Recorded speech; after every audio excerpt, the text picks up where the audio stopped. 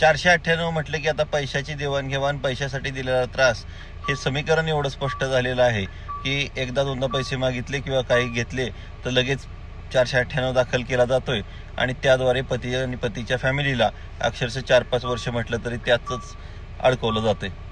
मग अशा केसेसमध्ये परत पतीला सुटताना लक्षात येत नाही की त्यावेळेस ते पैसे घेताना तर आपण गोडी गुलाबीत किंवा सामाजिक किंवा फॅमिली सेटलमेंटमध्ये घेतलेले होते, मग त्या केसमधून कसं सुटायचं. अशाबद्दल सुप्रीम कोर्टाने अनेक केसमध्ये निकाल दिलेले आहेत, परंतु त्याचा आपल्याला माहिती नसल्यामुळे फायदा होत नाही.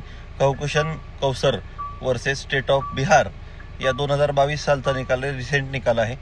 या केसमध्ये स्पष्टपणे मान्य न्यायालयाने म्हटलेलं आहे की पैसे फक्त पाठवले म्हणूनच क्रूरता होत नाही, त्यासाठी छळ झालेला हे पण सिद्ध तेवढ्याच रीतीने करावं लागतं.